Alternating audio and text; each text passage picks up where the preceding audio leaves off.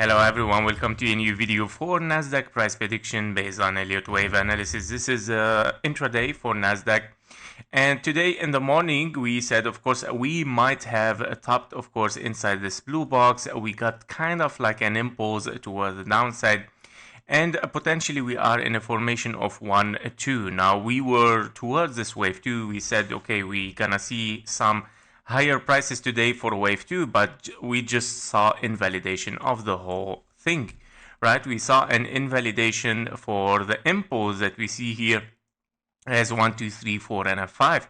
That's yeah, very weird a little bit, but it can be something else corrective internally, guys. Now it's not very clear, of course, on the lower time frame, but it can be, of course, turning into something corrective since we took the high again. Therefore, we have to consider it as something corrective anyway, and we cannot consider it as an impulse anymore since it is invalidated. Now, what is next then? What does it mean that we took the high one more time? Does it mean that now we have topped? Well, still possible. Yes, it's still very possible that now we have topped. It might be, of course, a part of this impulse that we have here, a 1, 2, 3, 4, and a 5. Since you didn't interfere with this zone 1, in case this is your 1, 2, and then 3, 4, and a 5, your wave 3 is shorter than wave 1, but your wave 5 is shorter than wave 3. So that is also a possibility. We cannot really still, of course, confirm it 100%, unless, of course, we're gonna see what's gonna happen. If we still look for higher, that is gonna bring something very different. Now, okay, for so far as ABC here is still fine as an extended wave C, but if the wave C is gonna extend much more than this, therefore definitely we have to look to something else unfolding here as a 1, 2, 3, 4, and a 5. And that means if this happened 1, 2, 3, 4, and a 5, that means of course we are not in ABC anymore. That means we are not in a leading diagonal. We are in something very different. If you remember my deep analysis during the weekend for Nasdaq, we have mentioned this potential scenario. We have to be careful if we are in something bigger here, looking for higher. Yeah? And that means, I know that this looks like a zigzag, but the same. We had an impulse and invalidated. So I'm not surprised if we get something like inside this one as an impulse, as a wave 1 here, or something like 1, 2. Yeah, so maybe the wave 1 here and expanding flat wave 2, or running flat, I would call it. Then wave 3 towards the upside is unfolding. Meaning this, of course, bullish scenario that we have mentioned during the weekend in the deep analysis. We have to be careful from a wave 1 here, wave 2, and then 1, 2, 1, 2, 1, 2, triple 1, 2s, and that because of course everything is overlapping here.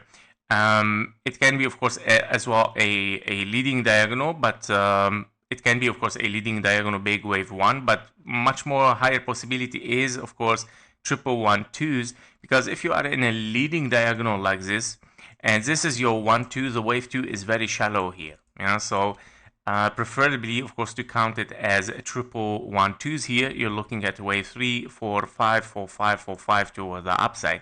And this might be the first wave 4 that we are looking at it right now. And of course, that we might still continue toward the upside.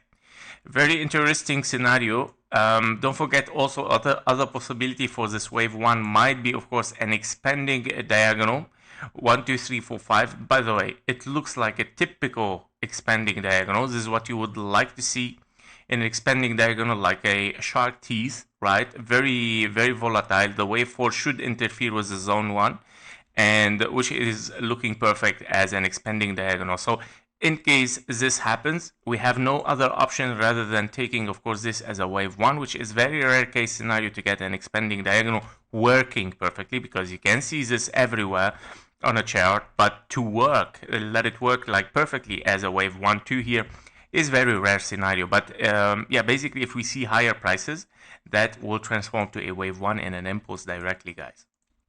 And of course, the scenario that we saw here is still valid so far. We're still in the blue zone. Nothing has happened. We're still, of course, in the blue zone. We were expecting higher prices for wave 2. However, this wave 2 has overshooted, of course, the top, very simply.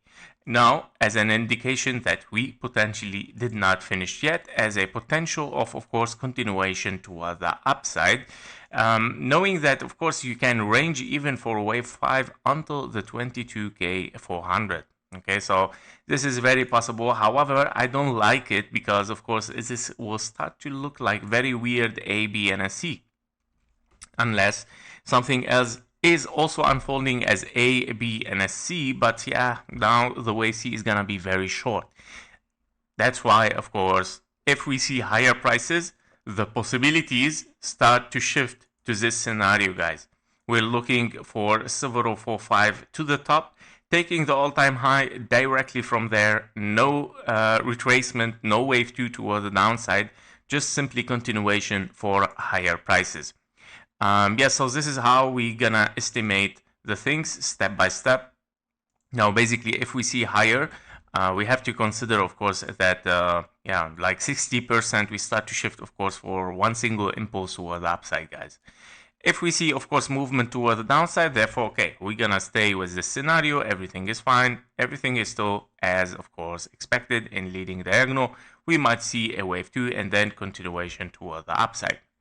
Yep, so this is regarding the Nasdaq. If we take a look at the SPX as well, on the SPX, okay, well, we saw some higher prices today. We saw some green, and we're still expecting a little bit higher. I mean, I would like to see this blue box touched.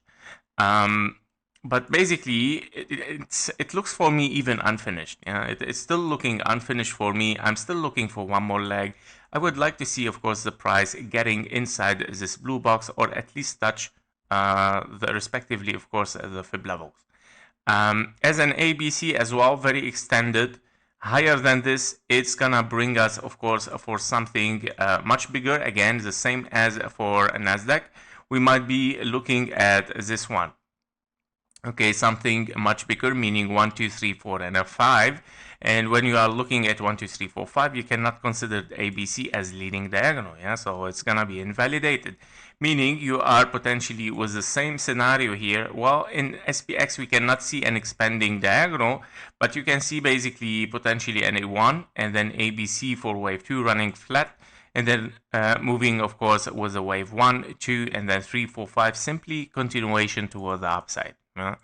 Now, the wave 5 is not finished yet, I would say. I'm still looking definitely for something 1, 2, 3, 4, and a 5. In case, of course, we see higher prices than this one, than this blue box, right?